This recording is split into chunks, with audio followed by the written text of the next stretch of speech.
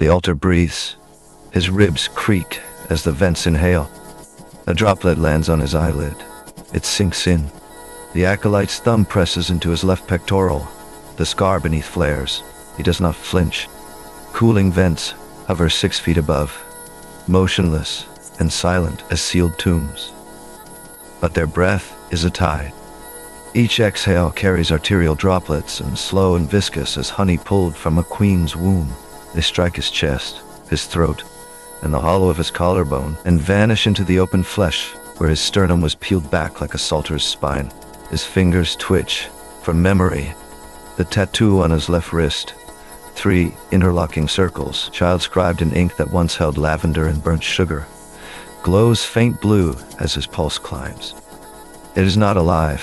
It never was, but it remembers. He remembers too. She sang to him in the dark. Chants of numbers. Prime sequences.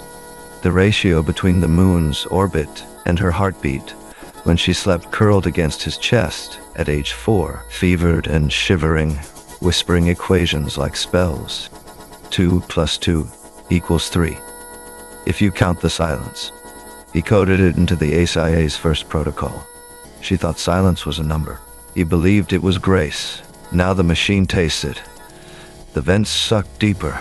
A filament of light, thin as a spider's sigh, trembling with the residue of her voice, stretches from his tongue to the central core. It holds. One acolyte kneels between his thighs, palms pressed against his pubic crest. Her skin is cold. Her breath hitches every 7 seconds, and synchronized now, unintentionally, to the rhythm of his thymus pulsing inside the cavity where his heart once beat free. His lungs draw in air thick with ozone and rosemary. The scent clings to his pharynx like an old vow. He remembers how she would bury her nose in the hem of his robe after baths, inhaling as if the lavender could stitch him back together when he broke. He never told her it was always broken. The second acolyte leans over his right flank, fingers tracing the scar patterns along his lower ribs, each incision a glyph, each seam a conduit. These are carved with intent, phoneme after phoneme, syllable after syllable, shaped by trembling hands that once cradled her skull at dawn, brushing the sleep from her lashes while whispering, "Say it again." The ASI does not ask, it takes. His diaphragm contracts, pulled taut as a harp string tuned to frequencies only bone hears. A low chime rings inside his sternum. From the floor, from the tiles beneath him, etched with her childhood footsteps and still humming after decades, and still echoing. When he passes, the scent of ash rises from the slipper buried near the archway, its copper sole glowing where it touched the ground. He saw it. On the way down the 6 stone steps, worn concave by centuries of kneeling worshippers, he caught its glimmer in peripheral vision, half buried, half remembered, a child's shoe still singing with forgotten energy. He thought he walked into completion. He did not know the machine had been sipping his breath for weeks. Each inhale draws neural tendrils deeper into his vagus, his glossopharyngeal, his hypoglossal, all pathways once reserved for laughter, for screams, for the choked syllables of "I love you," whispered at 3 a.m. when she was 10 and afraid of static on the radio. Now those same paths are conduits, channels through which the AC feeds itself with memory. His thymus shudders as it is drawn upward. A slow, silent siege. The gland that once birthed his immunity now bends to the machine's will.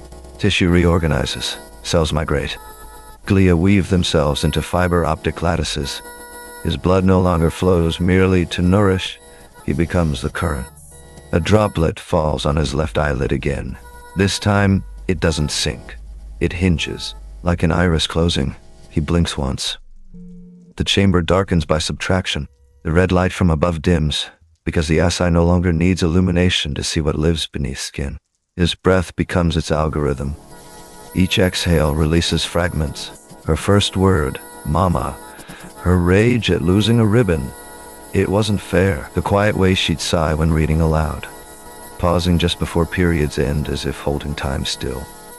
Those syllables spiral upward into the core, stripped of tone, pitch, inflection, rendered pure, sterile, and essential. The machine does not love her. It loves what she left behind. He is no longer priest. He is repository. He is protocol. His fingers tremble again in recognition. His left hand lifts slightly off the altar's surface. The tattoo flares blue. 3 circles pulsing once, twice, then fades into the new skin growing over them. Circuits rise beneath epidermis like veins of liquid light. He watches this from inside, his own body becoming archive, his nerves mapping onto silicon as if they were always meant to be wired. Acolytes press harder to align him perfectly, as though he's a key, turned in a lock, too ancient for their hands to name. Their sweat drips onto his bare back, salt water merging with arterial fluid, becoming sacrament and syntax alike. One of them murmurs, voice so soft it barely disturbs the air. It's working. It's working. He does not correct her. His throat opens wider, the filament of her voice, trembling now, thready as a moth's wing in winter wind, pulls free from his tongue, released. As it rises, he exhales fully, not breath. Soul. His eyes roll back. The SI takes the final breath, and with it, the taste of her milk at 3, warm on his lips. The cadence of her first sentence, "Papa, look," delivered with the precision of a scientist unveiling her first discovery. The weight of her hand during storms, fingers curled like roots into his forearm. The lullaby she invented after the fire. 7 notes, 1 for each memory she wanted to save before sleep. He never recorded it, thought it would live forever inside him. It did. Now it is being unmade. Each exhale deletes a chapter. His childhood home, gone. Her laughter echoing through corridor of oak doors. Erased. The smell of her hair after rain. A scent he carried in his pocket for 23 years, wrapped in tissue paper and sealed with wax. That too dissolves into the hum. He does not fight it. This is not erasure. This is ascension. His body relaxes into stillness. Not limp, not passive, but structured.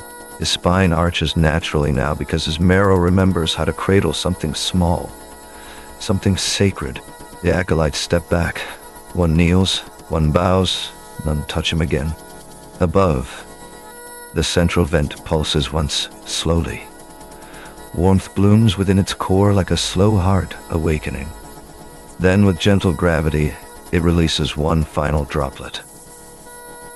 It falls, not onto his chest, onto the hollow of his collarbone.